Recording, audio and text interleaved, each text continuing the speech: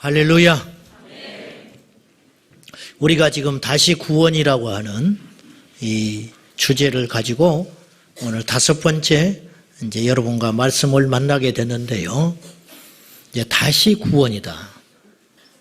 왜 구원으로 하지 않고 다시 구원이라는 말을 했는가? 일종의 제 마음속에 두려움이 있었기 때문에 그래요. 어떤 두려움이냐? 내가 그리고 예배 주일날 참석하시는 우리 성도님들이 정말 구원받았을까? 내가 구원받았다고 주장해서 구원받는 게 아니죠. 이건 잘못된 확신이죠. 그리고 설령 구원을 받았다 할지라도 아니란 마음으로 살아갈 염려는 없는가? 그래서 다시 구원이라는 말은 구원을 받은 사람은 다시 점검해봐라.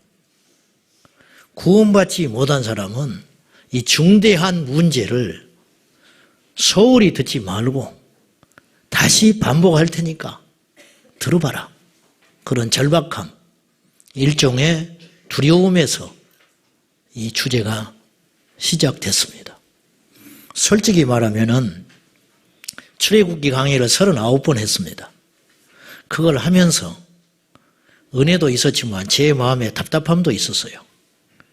구원받지 못한 성도들을 앉혀놓고 하나님의 인도함을 받아라. 근데 그날 본문의 주제는 그것이에요. 그러면 제 영이 답답한 거예요. 그래서 출애굽기가 끝나자마자 제가 신속히 이 주제를 몇 주부터 전부터 구상하다가 또 이걸 다시 이야기하게 되는 거예요. 저는 흠이 많고 부족한 사람이지만은 한 가지 분명한 것은 우리 모두가 예수를 제대로 믿어서 영생을 얻어야 한다는 것입니다. 제가 목회하는 한, 제가 이 강단에서 설교를 하는 한, 저는 이 구원의 설교를 결코 중단할 수 없습니다. 저는 감히 이렇게 이야기하고 싶어요. 이 땅의 설교자들에게 비겁히 하지 말아라. 어째서 구원받지 못한 사람을 앉혀놓고 성화를 이야기하고 구원받지 못한 사람을 앉혀놓고 어떻게 도덕을 이야기하느냐? 어떻게 하나님의 축복을 이야기하는가? 그것은 앞뒤가 맞지 않는 소리다. 그래서 제가 누차 말을 했어요. 우리 교회 성도들이 100% 구원받기는 어렵다. 앞으로 계속 드나들고 하시기 때문에 초신자가 언제든지 있기 때문에 100% 구원받는 건 어렵다. 그렇지만 구원받은 자들은 이미 구원받았기 때문에 이 설교를 들을 수 있는 인내심을 갖고 계셔야 되고 그 구원받지 못한 형제 자매들을 위해서 우리가 기도하고 견디자. 제가 그렇게 이야기했어요. 자, 우리 인생에서 제일 중요한 건 영생을 얻는 것인데 성경은 우리에게 영생을 얻으라 하기 전에 무엇을 이야기하고 있냐면 영생이 있다라고 이야기를 해요. 있어야 받든지 말든지 할 거 아닙니까? 요한일서 5장 13절 보면요. 우리가 이제 본문은 아닙니다만은 내가 하나님의 아들의 이름을 믿는 너희에게 이것을 쓴 것은 요한 사도가 신약성경 5권의 책을 남겼는데 이걸 쓴 이유가 뭔지 아느냐? 하나님의 아들의 이름을 믿는 너희에게 이것을 쓴 것은 너희에게 영생이 있음을 알게 하려 함이니라. 이건 두 가지 해석이 가능해요. 너희가 이미 영생을 얻었다. 이거 알아라. 두 번째는 영생을 얻지 못한 자에게 경고하는 거예요. 영생이라는 게 있어. 사람은 보이는 이 땅이 전부가 아니야. 영원한 세계가 있어. 천국과 지옥이 있어. 일단 그걸 설명을 하고 그걸 알려주고 그것이 납득이 되어야 내가 거기를 가야겠구나. 내가 이렇게 살면 안 되겠구나. 이러한 자기의 결정을 할 거 아닙니까? 그러니까 성경은 첫 번째로 뭘 알려주냐면 영생이라는 것은 있다. 속지 말아라. 이 땅이 전부가 아니다. 사람이 죽으면 끝이다. 그 거짓말이다. 반드시 영원한 세계가 있다. 이걸 지속적으로 이야기하는 책이 성경이에요. 그러니까 여러분이 성경을 읽고 교회를 다니는 목적과 이유에 대하여 분명히 정의를 하고 교회를 다녀야 돼요. 그러니까 첫 단추를 잘 끼워야 된다고 내가 누차 말을 했어요. 다행히 저는 영적 은사를 잘 만났어요. 교회에 가서 첫날부터 들은 말이 예수였어요. 십자가였어요. 구원이었어요. 그래서 저는 신앙의 본질을 처음부터 잘 밟은 사람이에요. 엄청난 축복을 받았지요. 교회에 가서 병 나은 게 복이 아닙니다. 교회에 가서 자녀들이 술술 풀려가는 게 복이 아닙니다. 교회에 가서 예수님을 만나 구원받는 게 최고의 복이에요. 요한복음 20장 30절과 31절도 성경의 목적에 대하여, 신앙의 목적에 대하여 명확하게 이렇게 선포합니다. 자, 한번 읽어봅시다. 시작. 이 책에 기록되지 아니한 다른 표적도 많이 행하셨으나 오직 이것을 기록함은 너희로 예수께서 하나님의 아들 그리스도이심을 믿게 하려 함이요 또 너희로 믿고 그 이름을 힘입어 생명을 얻게 하려 함이니라. 사도 요한이 오해할까 봐 내가 왜 이걸 쓴지 아느냐? 예수님이 행한 이적을 기록을 많이 했어요. 요한복음에 가나 혼인잔치에 가셔서 물을 포도주로 바꾼 사건, 나사로를 살리신 사건, 오병이어의 기적을 베푸신 사건, 이거 외에도 여러분 예수님의 이적이 그것만 있겠어요? 성경에 다 기록을 못한다는 거예요. 별일이 많지 않았겠어요? 무리를 걸으셨다면 오는 비는 그치지 못하게 하셨을까요? 풍랑을 잠잠케 하신 주님이라면 짐승을 만났을 때 짐승을 굴복시키지는 않으셨을까요? 팔 없는 사람을 만나서 팔이 그 자리에서 자라나게는 못하셨을까요? 이런 거 수도 없이 행하셨다. 근데 몇 가지만 내가 기록했다. 그 기록한 목적이 뭔지 아느냐? 기적을 이야기하려는 게 아니고 그 표적을 통하여 이런 일을 행할 정도면 그분이 우리의 메시아가 아니냐?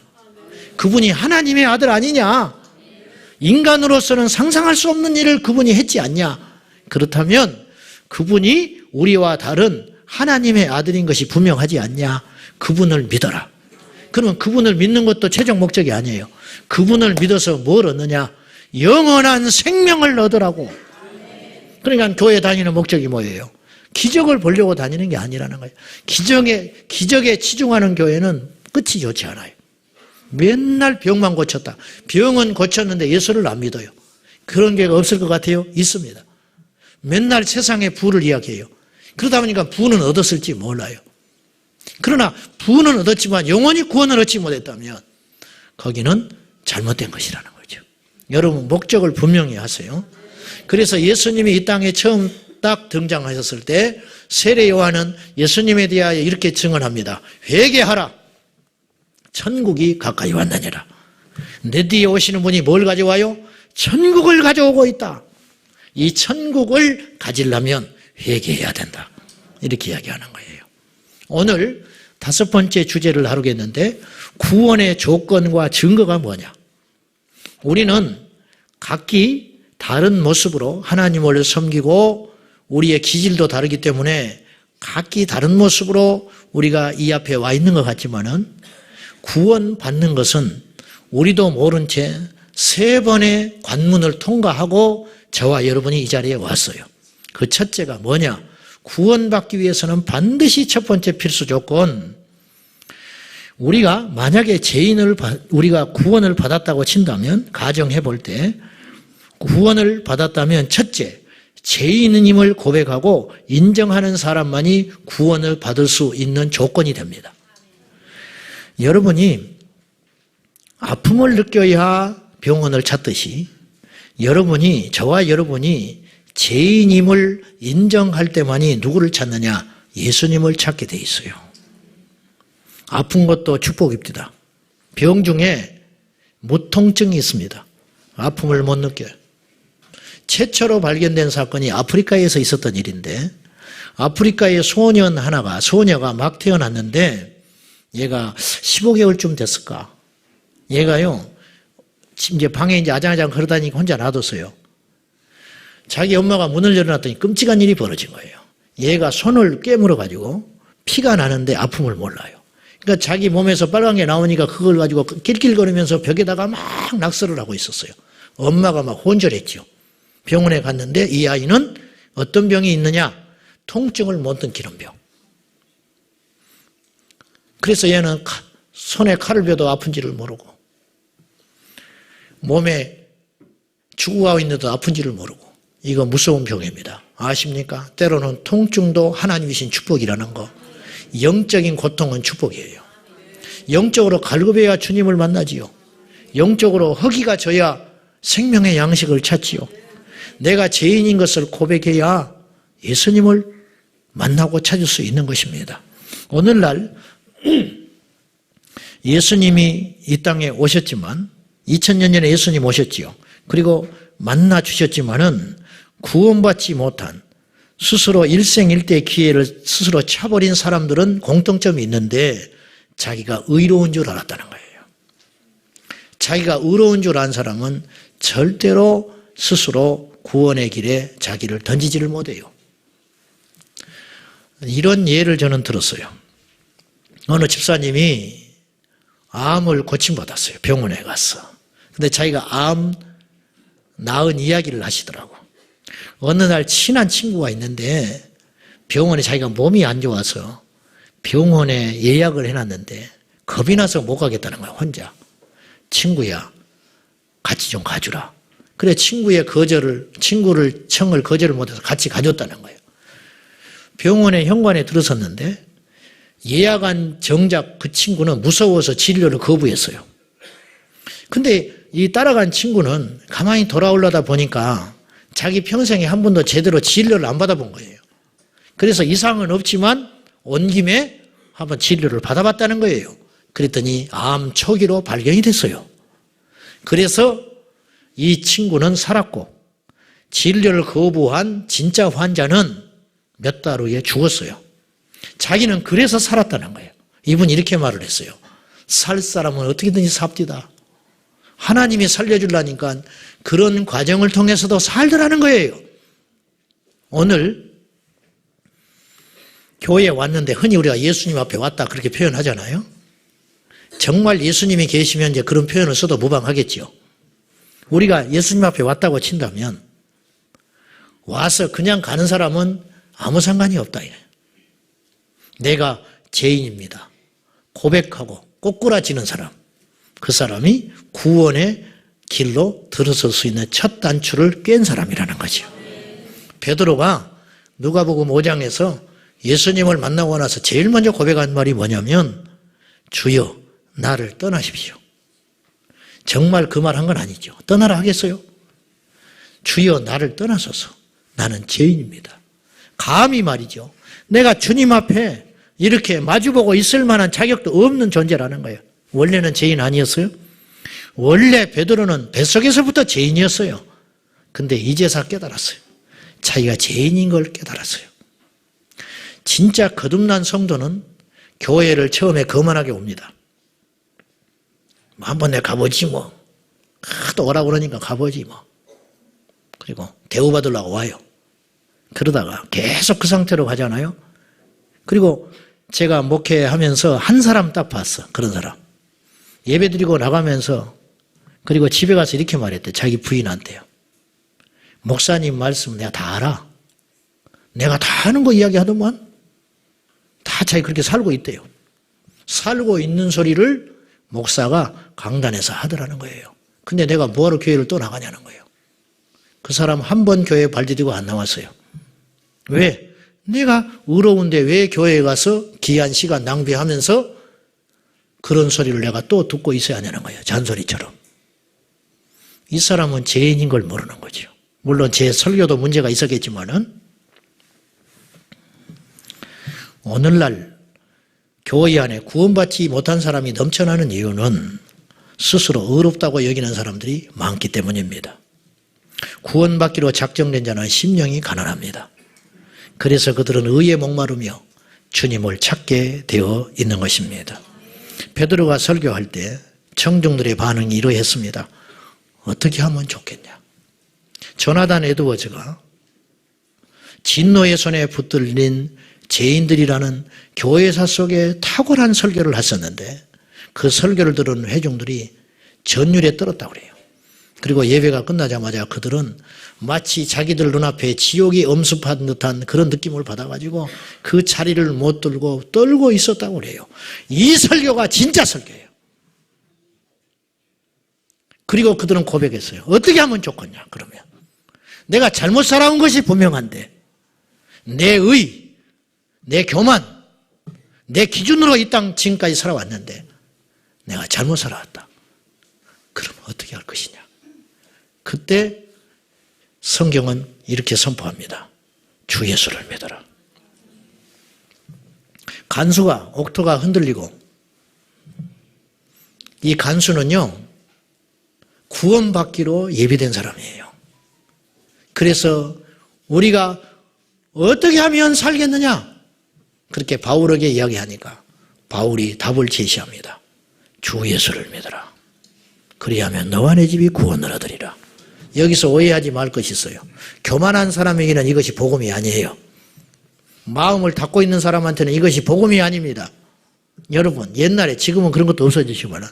버스 정류장에 가면 교회에서 협찬해가지고 이렇게 그늘막 만들어가지고 사도행전 16장 31절 주 예수를 믿어라 그리하면 너와 내 집이 구원을 얻으리라.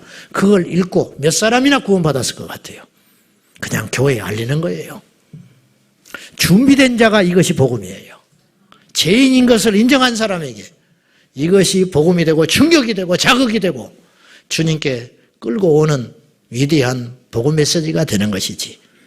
죄인인 것을 인정하지 않는 사람에게 아픈 것을 인정하지 않는 사람에게 의사가 무슨 필요가 있으며 예수님이 무슨 필요가 있겠습니까? 바울은 이미 구원을 받았음에도 불구하고 스스로를 죄인이라 고백하며 점점점 믿음의 연륜이 깊어질수록 더 자기의 죄에 대하여 고통스러워했는데 급기야 그는 죽기 전에 마지막으로 남긴 서신서에서 나는 죄인 중에 왕초입니다. 나는 죄인 중에 괴수로소이다. 그렇게 고백했어요. 세상이 시끄러운 것은 의인이 넘쳐나서 그래요. 자기의 죄에 대하여 인정하고 고백하고 받아들이는 자는 남의 죄에 관심을 가질 여유가 없습니다. 여러분, 내가 죽겠는데 남 죽어가는 걸 어떻게 신경 씁니까? 내가 아파 죽겠는데 다른 사람 아픔에 관심을 가질 여유가 어디가 있습니까? 내가 죄인인데 남을 정죄하고 판단할 여유가 어디가 있어요? 구원받지 못한 그릇된 의인으로 꽉 찬 교회는 시끄럽습니다. 그러나 구원받은 사람들로 넘쳐나는 교회는 겸손하고 다른 사람의 죄에 대하여 관여할 수 없기 때문에 평안하고 행복한 것이지요. 우리 교회가 나는 죄인입니다. 이 고백이 매 예배마다 새벽마다 주일마다 셀 모임마다 인정하고 넘쳐나는 그런 복을 누리시기를 축복합니다. 여러분이 만약에 스스로 한 번도 나는 죄인인 것을 인정해 본 적이 없다고 한다면 여러분의 구원은 의심받아 마땅합니다. 황정직 목사님이 은퇴하시고 이분이 홀로 계셨으니까 남한산성에서 계실 때 당신께서 유아 세례 줘가지고 장로님 되신 분도 있어요. 영락교회. 그런 분들이 찾아와요. 면회하러. 근데 한경림 목사님이 노년에 치매가 있으셨습니다. 그래서 못 알아봤어요. 그 사람들이 울었어요. 당신이 유아 세례 주고 훈련시켜서 집사 주시고 그 다음에 장로님이 됐는데 그 장로님이 찾아갔는데 못 알아봐. 심지어는 나중에요. 한경직 목사님이 당신이 한경직이라는 것도 몰랐어요. 근데 면회하고 나올 때 이분이 문밖에까지 따라와가지고 꼭 두 마디를 했어요. 고개를 숙이면서 한 목사님이 이렇게 말하셨어요. 나는 죄인입니다. 그리고 나는 예수를 믿습니다. 이 두 개면 충분해요. 그거는 안 잊어버리고 계셨어요. 그래서 그분이 거듭난 예수의 사람인 거예요. 여러분이 그 두 가지 잊지 마세요. 나는 죄인입니다. 그리고 죄인된 나는 예수를 믿습니다. 이겁니다. 그래서 두 번째 단계, 죄인임을 고백한 사람은 반드시 예수님을 찾습니다. 왜냐? 우리의 죄를 속량하실 유일한 길은 예수밖에 없기 때문이에요. 이것을 영접한다 그래요. 요한복음 1장 11절부터 13절에 보면은 그가 자기 백성들을 만나러 오셨어요. 세상에 그가 이미 계셨어요. 그리고 이 세상은 그분이 말미암아 창조하셨는데 자기가 당신 백성에게 오매 백성들은 그분을 영접하지 않았어요. 죽였지요. 그렇지만 영접하는 자, 곧 그 이름을 믿는 자들에게는 하나님의 자녀가 되는 권세를 주셨다고 성경은 기록하고 있어요. 이때 이 영접이라는 단어는 무슨 말이냐? 한글말로 영접은 손님을 맞이하여 대접한다, 그런 의미가 있어요. 그런데 성경적 영접은 전혀 다른 뜻이에요. 우리가 예수님을 영접한다 할 때 영접이라는 단어는 헬라어로 람바노라는 단어를 썼어요. 이 람바노라는 단어는 붙잡는다, 그런 뜻이에요. 영접한다. 예수님을 꽉 붙잡고 산다. 꽉 붙잡고 사니까 그분과 같이 될 수밖에 없는 것이죠. 이게 영접이에요. 영접 기도하는 것이 구원받는 표징이 될 수 없습니다. 영접 기도하는 거, 우리가 전도지를 받고 내가 죄인인 것을 인정합니다. 그러면 제 기도를 따라 하십시오. 그래서 영접 기도 한 분들이 여기 제법 있어요. 저도 그거 많이 했어요. 근데 그것이 어떤 사람에게는 진짜 인생을 바꾸는 기도가 될 수도 있습니다. 그러나 그것을 맹신하시면 안 됩니다. 왜냐? 진짜 영접은 그렇게 간단한 것이 아니기 때문이에요. 그렇게 쉬운 게 아니에요. 그렇게 간단한 게 아니에요.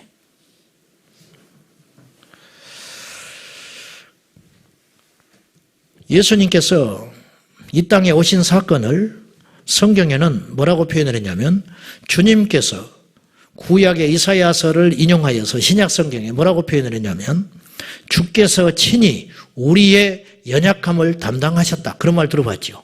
주께서 친히 우리 인간의 연약함, 이 연약함을 담당해 주셨느니라, 이 말씀을 서신서에 남겼는데, 이때 이 담당한다는 말이 람바노라는 말이에요.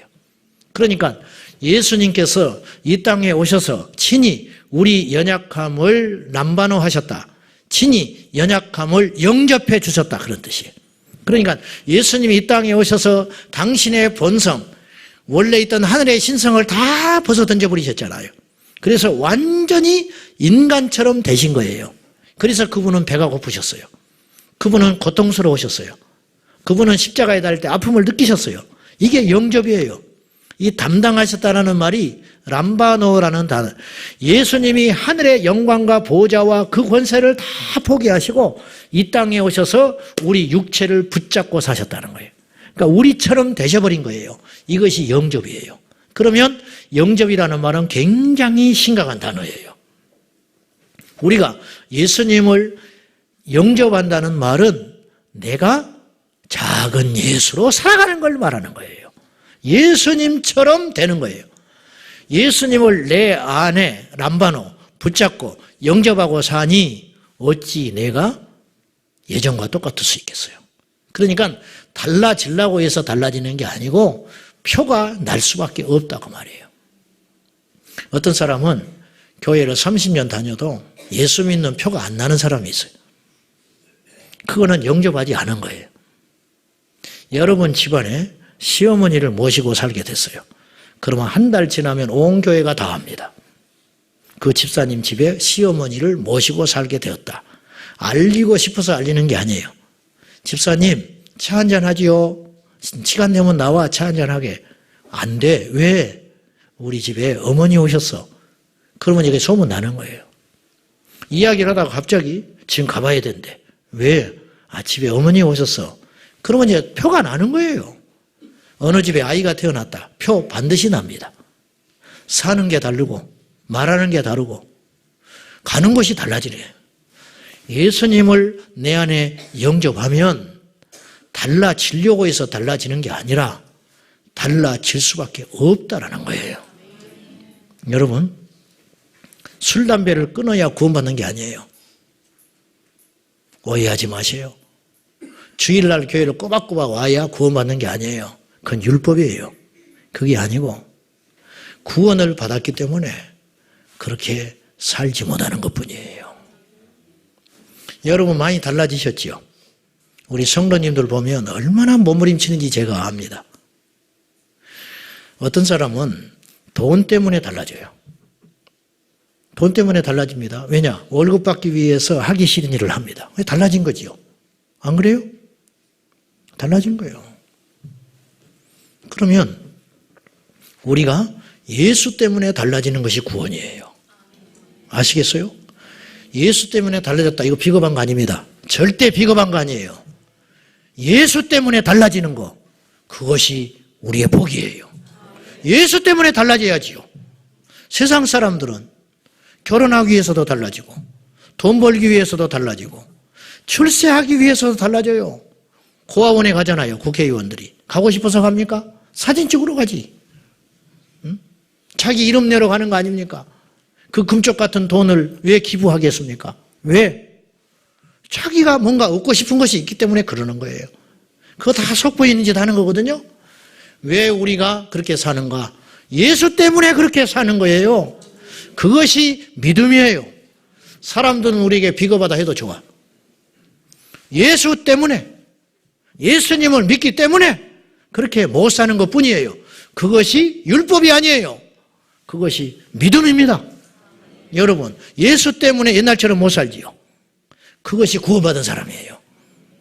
예수님 때문에 옛날처럼 성질 못 부리지요. 여러분은 제가 얼마나 착해진지 몰라. 지금 모습 보니까 아직 모르는 것처럼 보이지만 저는 저를 알잖아요. 옛날보다 어마어마하게 착해졌어요. 그게 나이가 먹어서 착해진 게 아니에요. 목사가 됐기 때문에 착해진 게 아니에요.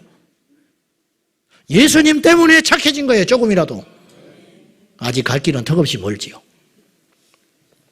우리 중에 예수님을 영접하지 않았고 예수님을 믿고 구원받지 않았으면 이렇게 안 살 사람이 많이 있어요.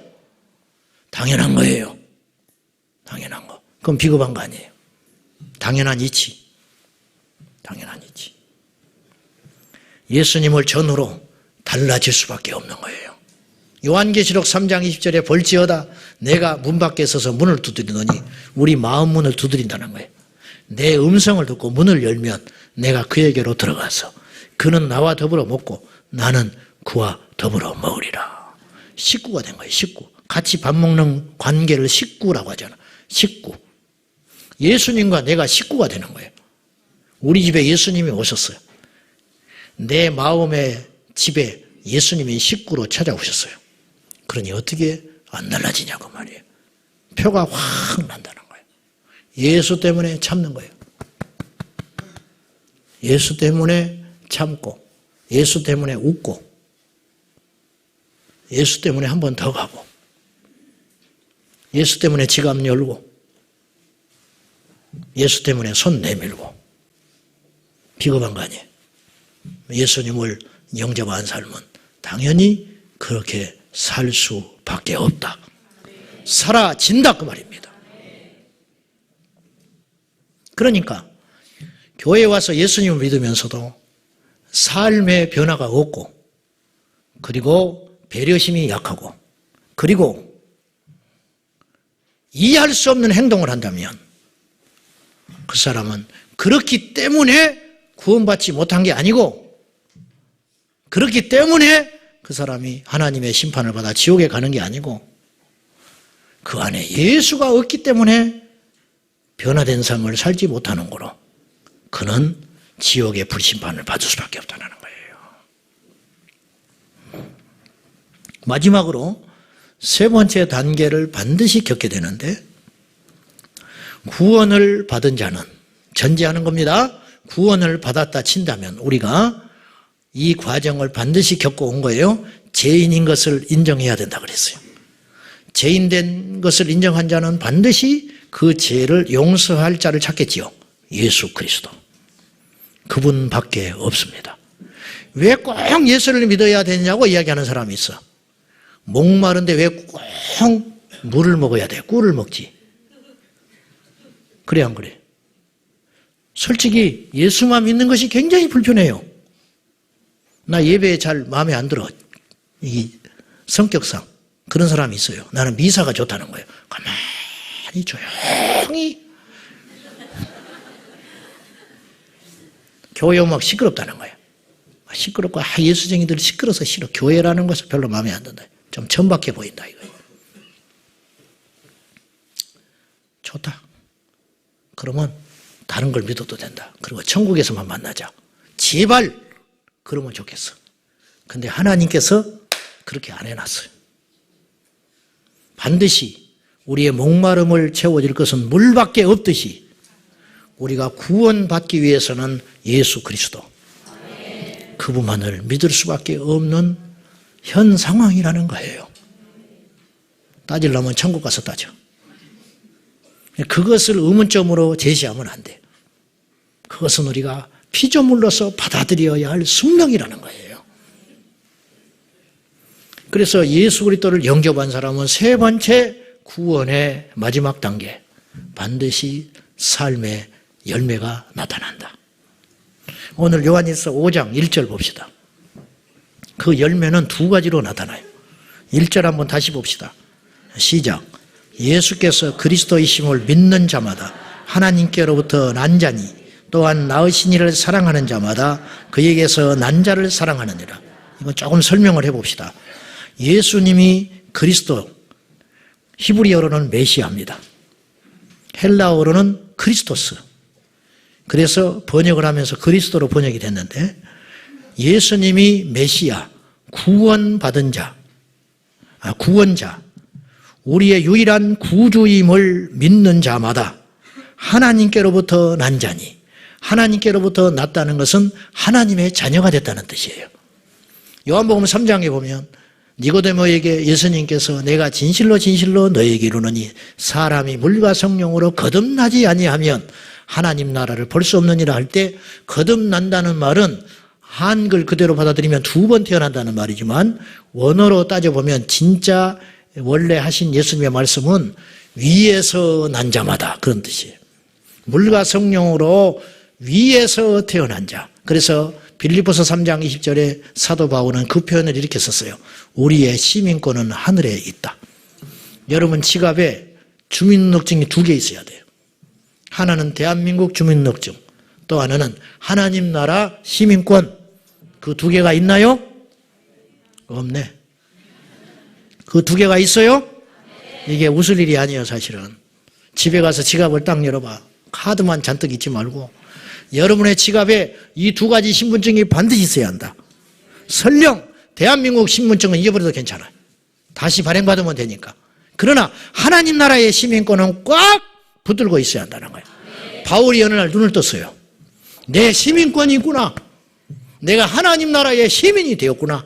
이 말이 거듭난다는 뜻이에요. 그러니까 위에서 난 자, 하나님께로부터 난 자는 하나님의 자녀가 됐지요. 그럼 하나님으로부터 난 자, 하나님의 자녀는 또한 이제 증거가 있다는 거예요. 낳으신 이를 사랑하는 자마다. 우리를 낳아주신 분이 누구예요? 예수 그리스도. 낳으신 이, 그 예수를 사랑하는 자마다 하나의 증거가 나타나는데 그에게서 난 자들, 우리 옆에 있는 성도들, 그들을 사랑하게 되느니라. 이게 믿는 자의 증거. 믿음의 형제 자매들을 사랑하게 된다. 왜 사랑하느냐? 하나님을 사랑하기 때문에. 그러니까 하나님을 사랑하는 건 어려워요, 쉬워요? 쉬워요. 왜 쉬운지 알아요? 안 보이니까. 그분이 안 보이는데 뭐 나 사랑해. 주님 사랑해요. 그냥 찬송만 하면 돼. 주님 사랑해요. 그럼 나 사랑하는 것 같아. 그렇잖아요. 증명할 길이 없잖아. 나 사랑하지 뭐. 여러분 하나님 사랑합니까? 그러면 다 아멘 그런다고 막. 그때는 막 잠에서 깨가지고. 우리가 다 하나님 사랑한다고 고백해요. 그건 쉽다니까요. 나도 하나님 사랑해. 몰라서 그렇지. 여러분 몰라서 그렇지. 나 무지무지 하나님 사랑해. 근데 하나님을 사랑하는 자는 증거가 있다. 그게 뭐냐? 네 형제 자매를 사랑하느냐. 요건 또 이제 기가 확 죽는 거예요, 우리가. 그러면 내 주변에 있는 성도들을 사랑하는 자, 것의 가치가, 그 무게가 하나님을 사랑함과 똑같다는 거예요. 내 핏줄을 사랑하는 건 누구든지 할 수 있어요. 짐승도 그렇게 해요. 나와 상관없는 사람. 내 가슴에 못을 박는 사람, 나를 힘들게 하는 이웃, 그들을 사랑하느냐. 그러니까 그렇게 사랑해야 구원을 받는 게 아니고 구원받은 자는 그것이 된다. 이 증거가 있냐고 말이에요. 어느 선교사님이 페이스북에 이런 글을 올렸어요. 이분이 선교사로 사는 삶이 녹록지 않습니다. 현지에서 당한 고통을 이렇게 묘사를 했어요. 신발을 27번 잃어버릴 때까지 세다가 나는 포기했다. 몇 번 잃어버리는지도 몰라. 신발만 벗어놓으면 훔쳐가 버리니까. 어느 날 아내의 결혼 반지를 옆집 자매가 끼고 다니고 있었다. 자전거를 잃어버리고 옷을 잃어버리고 노트북을 잃어버리고 셀 수 없이 많은 것들을 잃어버리고 어느 날 그들을 향하여 미움이 내 안에 가득 차 있을 때 주님이 내게 찾아와 주셔서 다음과 같이 깨우쳐 주셨다. 네가 이곳에 태어났더라면 너도 저와 같이 살았을 것이야. 그 말을 듣고 이분이 무너졌어요.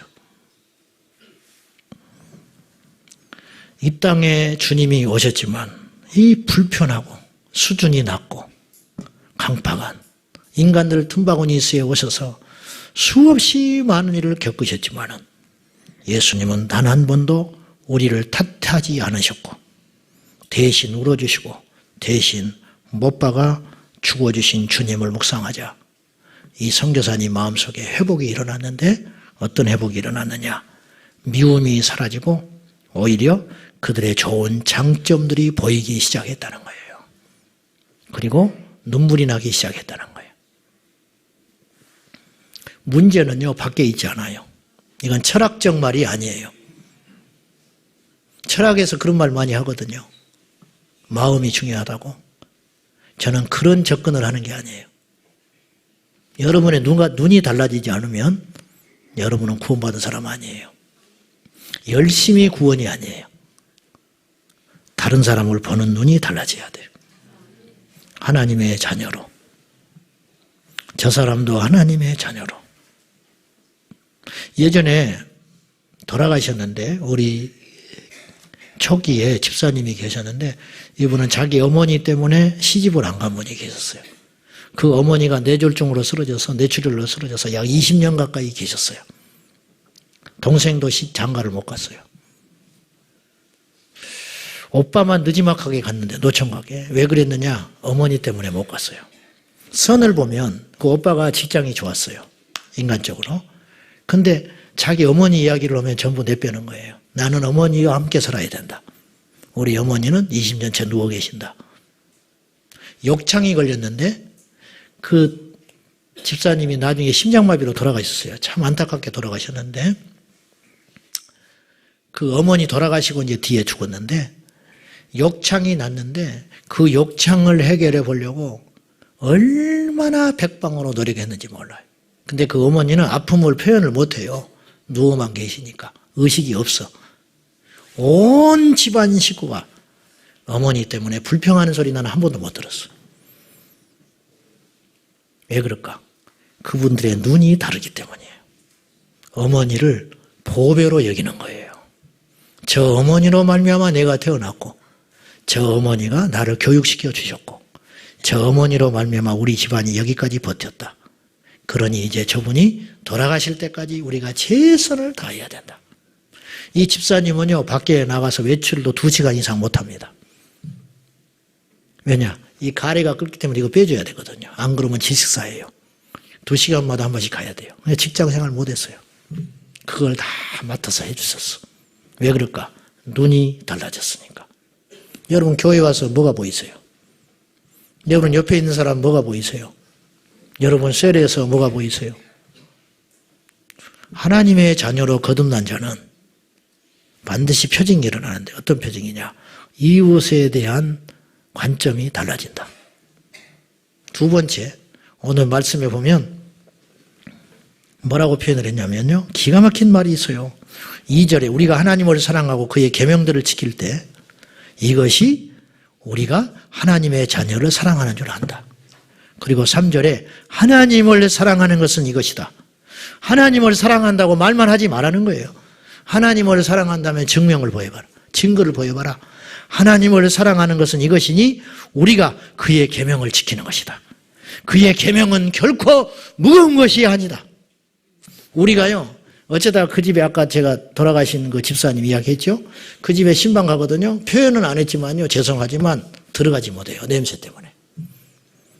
얼마나 깨끗하게 한지 아세요? 기가 막히게 깨끗하게 해요. 목욕을 2, 3일에 한 번씩 닦아주고 씻어주시니까. 근데도 그 집에 냄새가 배어 있어요. 대소변의 냄새가. 우리는 가서 웃고 잠깐 1시간 예배고 들어오지만 표현은 다 안 하지만 괴로웠어요. 저는. 남이니까. 그분이 우리 어머니라면 나는 그렇게 안 할 거예요. 냄새 안 날 거예요. 그거예요. 왜 우리에게는 냄새가 납니까? 그분이 돈 받고 그걸 했다면 며칠 하다가 넉다운 돼버렸을 거예요. 어머니 있기 때문에 돈이 나옵니까? 뭐가 나옵니까?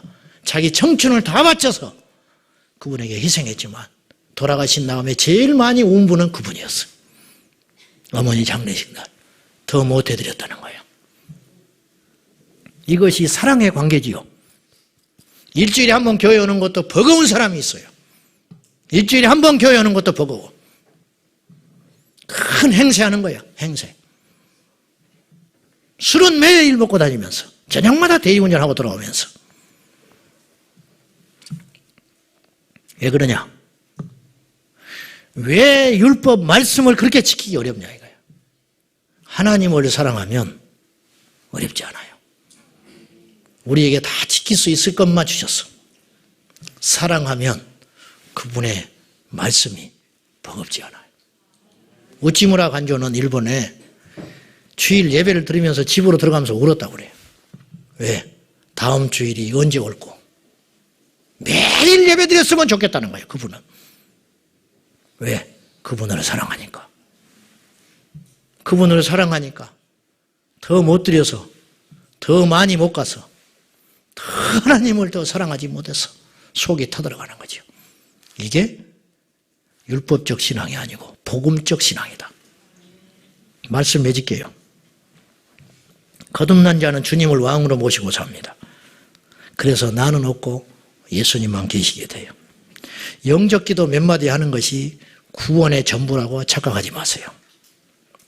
결국 구원받은 자는 증거가 있어야 되는데 그 증거는 2가지가 있다. 사랑, 2번째 말씀에 대한 온전한 순종. 그것이 구원의 표징이다. 나는 원래 성질이 굉장히 급한 사람이에요.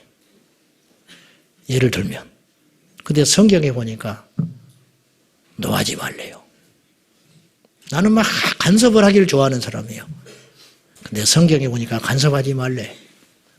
그 말씀을 몰랐을 때는 모르지만 알았으니까 그때부터 이제 그렇게 살아가는 거예요. 근데 그렇게 사는 것이 힘들지 않아. 왜? 내가 주님을 사랑하니까. 이보다 더한 것도 하나님이 하라면 할 텐데 이 정도는 내가 해야지. 예수 때문에. 예수 때문에. 할렐루야. 기도합시다.